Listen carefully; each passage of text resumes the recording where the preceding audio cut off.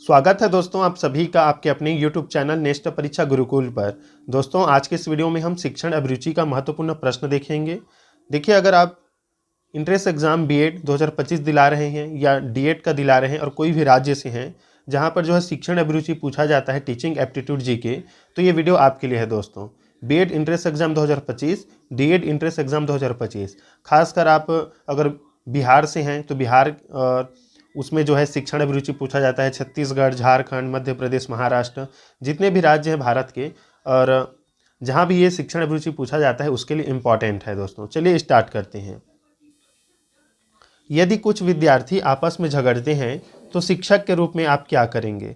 अधिक शक्तिशाली छात्रों का साथ देंगे, कम शक्तिशाली छात्रों का साथ देंगे, इस पर ध्यान नहीं देंगे, या उन दोनों समूहों में मित्रता करवाने का आप प्रयास करेंगे? बताइए दोस्तों, यदि कुछ विद्यार्थी आपस में झगड़ते हैं तो शिक्षक के रूप में आप क्या करेंगे? तो जाहिर सी बात है दोस्तों, ऑप्शन डी सही उत्तर हो जाएगा। उन दोनों समूहों में आप मित्रता करवाने का यथासंभव प्रयास करेंगे। ऑप्शन डी सही उत्तर हो जाएगा। अगला प्रश्न देखते हैं। देखिए, अगला प्रश्न है 25 नंबर। छात्रों की विषयगत योग्यता को भली भांति जाना जा सकता है परीक्षा प्रश्न से, मूल्यांकन के उपकरण से, विचार विमर्श से, अभिभावक परामर्श से। विषयगत योग्यता को हम कैसे जान सकते हैं छात्रों की? तो देखिए, इसे हम जान सकते हैं विचार विमर्श से। जब हम छात्रों से बात करेंगे एक शिक्षक होने के नाते, विचार विमर्श करेंगे, तभी हम उन्हें उनके जो विषय योग्यता है वो किस विषय में अच्छे हैं, जानते हैं, उसे हम समझ पाएंगे। ऑप्शन सी विचार विमर्श इस प्रश्न का सही उत्तर हो जाएगा। 26 नंबर प्रश्न देखिए। शिक्षकों के लिए निम्नलिखित में से सबसे अधिक महत्वपूर्ण क्या है? अच्छा वातावरण रखना, छात्रों की कठिनाइयों को दूर करना, समय का पाबंद होना, या अच्छा वक्ता होना। बताइए दोस्तों, शिक्षक के लिए सबसे महत्वपूर्ण इन चारों ऑप्शन में से क्या हो सकता है? तो देखिए दोस्तों, शिक्षक को सबसे अच्छा होना चाहिए वक्ता। याद रखिएगा, जब वो अच्छा वक्ता होगा तो अच्छा वातावरण अपने आप बन जाएगा, छात्रों की कठिनाई दूर हो जाएगा, समय का पाबंद तो पहले से ही रहेगा। अगर अच्छा वक्ता है तो जाहिर सी बात है समय का पाबंद होगा। ऑप्शन डी क्या हो जाएगा? सही उत्तर हो जाएगा। 27 नंबर प्रश्न देखिए।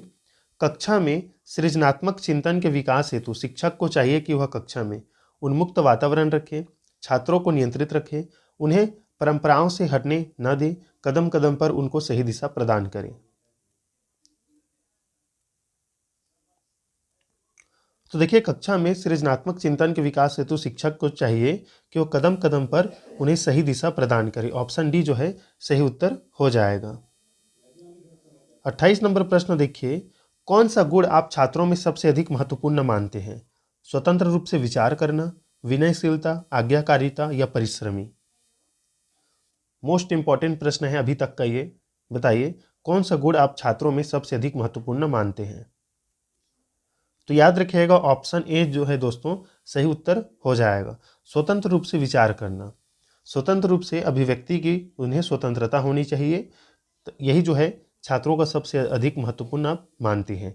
28 नंबर का ए जो है सही उत्तर हो जाएगा। 29 नंबर प्रश्न देखिए। मान लीजिए आपकी कक्षा का एक छात्र अपनी पाठ्य पुस्तक को घर भूल आता है। ऐसी परिस्थिति में आप क्या करेंगे? आप स्वयं उसके लिए एक पाठ्य पुस्तक खरीद देंगे, आप अपनी भेंट प्रति छात्र को दे देंगे, आप उसे तत्काल कक्षा से बाहर निकाल देंगे, या आप बिना कारण पूछे कक्षा में ही उसे डांटेंगे? तो देखिए, इसका राइट आंसर हो जाएगा दोस्तों ऑप्शन बी। आप अपनी भेंट प्रति छात्र को दे देंगे। याद रखिएगा, आप अपनी जो पुस्तक है उसे भेंट प्रति छात्र को दे देंगे। 30 नंबर प्रश्न देखिए। यदि आपकी कक्षा में छात्र छात्रा की समस्या है, मतलब बालक और बालिकाओं की समस्या है, तो आपका क्या प्रतिक्रिया होगा इस पर? प्राचार्य को आप इसके बारे में सूचित करेंगे, अभिभावकों को सूचना देंगे, मिलजुल कर उनकी समस्याओं को हल करेंगे, या सह शिक्षा को आप बंद कर देंगे? तो देखिए, यदि आपकी कक्षा में छात्र छात्रा की समस्या है तो आप क्या करेंगे?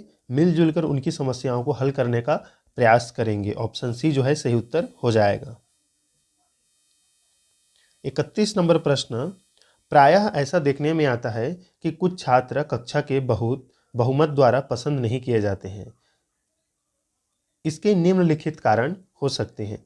प्रायः वे छात्र मंदबुद्धि के शिकार होते हैं, प्रायः वे छात्र शारीरिक विकलांगता के शिकार होते हैं, प्रायः वे छात्र पृथक जाति समुदाय से होते हैं, या प्रायः इन छात्रों का सामाजिक आर्थिक स्तर निम्न श्रेणी का होता है। बताइए। तो देखिए, ऐसा देखा गया है कि कुछ छात्र जो है बहुमत द्वारा पसंद नहीं किए जाते हैं। तो इसका जो कारण है दोस्तों, ये है, याद रखिएगा, ऑप्शन डी। प्रायः इन छात्रों का सामाजिक आर्थिक स्तर निम्न श्रेणी का होता है, इसी कारण कोई जो स्टूडेंट है, छात्र, वो पसंद नहीं करते हैं। लेकिन ये गलत है, याद रखिएगा, ऐसा नहीं होना चाहिए। 32 नंबर प्रश्न देखिए। मान लीजिए आपकी कक्षा के छात्र बहुत शरारती हैं, वे अपने शिक्षकों के लिए अनेक अशोभनीय बातें कक्षा के श्याम पट पर लिख देते हैं। ऐसी स्थिति में आप किस प्रकार इससे निपटेंगे? तो देखिए, आप इसे किस प्रकार से निपटेंगे? ऑप्शन ए की तरह, कक्षा नायक को अपने विश्वास में आप लेंगे और ऐसे शरारती छात्रों की आप पहचान करेंगे। ऑप्शन ए इसमें सही उत्तर हो जाएगा। 33 नंबर प्रश्न देखिए। यदि आपको ऐसे विद्यालय का प्रधानाचार्य बना दिया जाता है जहां पर शिक्षकों में परस्पर राजनीतिक प्रतिद्वंदिता है, तो इस परिस्थिति में आप अपने कर्तव्य का पालन किस प्रकार करेंगे? देखिए दोस्तों, आप अपने कर्तव्य का पालन किस प्रकार करेंगे?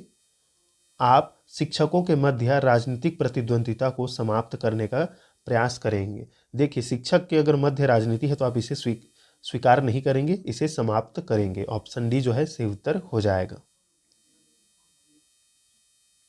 34 नंबर प्रश्न देखिए। मान लीजिए आपकी कक्षा में एक छात्र निरंतर अनुपस्थित रहता है। ऐसी परिस्थिति में आप क्या करेंगे?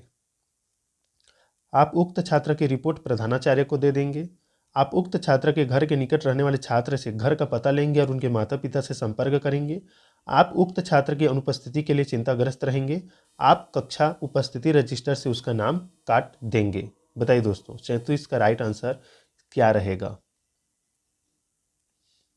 तो देखिए, इसका राइट आंसर ऑप्शन बी हो जाएगा दोस्तों। आप उक्त छात्र के घर के निकट रहने वाले छात्र से घर का पता लेंगे और आप उसके माता पिता मतलब अभिभावक से आप जो है बात करेंगे, संपर्क करेंगे। 35 नंबर प्रश्न देखिए। यदि बार बार समझाने के बाद भी कोई छात्र समझने में असफल होता है तो मुझे बुरा लगता है। मैं अध्यापन कला की किसी अन्य विधि के बारे में सोचता हूँ।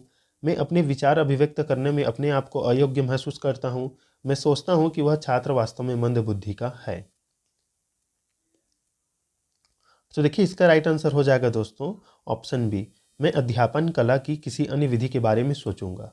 देखिए, अगर आप टीचर हैं दोस्तों और आप किसी छात्र को समझाने में असफल हैं तो आप बहुत सारी विधियां हैं उनका प्रयोग कर सकते हैं। ऑप्शन बी जो है सही उत्तर हो जाएगा। चलिए देख लेते हैं दोस्तों इस वीडियो का लास्ट प्रश्न। छोटा सा वीडियो रखेंगे और जितने भी वीडियो आएगा वो इम्पॉर्टेंट प्रश्न वाला ही होगा। हम हिंदी का भी कराएंगे, जीके का भी, रीजनिंग का भी और शिक्षण अभिरुचि का भी। तो चैनल को जरूर सब्सक्राइब कर दीजिएगा अगर आप किसी भी राज्य से BEd entrance exam, DEd entrance exam की तैयारी कर रहे हैं। जब आप एक कक्षा को पढ़ा रहे हैं तो आपको पता चलता है कि कुछ विद्यार्थी आपकी कक्षा में उपस्थित नहीं हैं, जबकि दूसरे शिक्षक की कक्षा में वे उपस्थित होते हैं। आप सबसे उचित निष्कर्ष क्या होगा आपका? इसमें प्रश्न में ये बोला जा रहा है, आप टीचर हैं तो कुछ छात्र ऐसे होते हैं जो आपकी कक्षा में नहीं होते हैं लेकिन दूसरे टीचर पढ़ाते हैं तो उस समय वो आ जाते हैं, तो आप क्या निष्कर्ष निकालेंगे? विद्यार्थी शरारती हैं, मैं उनके साथ नम्र हूँ, मेरे शिक्षण में कुछ त्रुटि है, विद्यार्थी बुद्धिहीन है। बताइए दोस्तों। तो देखिए, इसका राइट आंसर हो जाएगा दोस्तों ऑप्शन सी। मेरे शिक्षण में कुछ त्रुटि है, आप ये निष्कर्ष निकालेंगे और अपने जो शिक्षण कार्य है उसमें सुधार करेंगे, उचित विधि का प्रयोग करेंगे। तो दोस्तों ये थी इम्पॉर्टेंट कम प्रश्न था, 36 नंबर है ये। इससे पहले वीडियो हमने अपलोड किया है, उसे आप देख सकते हैं। उसमें हमने 23 जो है प्रश्न कराया था। अगर आप किसी भी राज्य से हैं तो चैनल को जरूर सब्सक्राइब कीजिए, वीडियो लाइक कीजिए और शेयर कीजिए। मिलते हैं दोस्तों नेक्स्ट वीडियो में, तब तक के लिए धन्यवाद।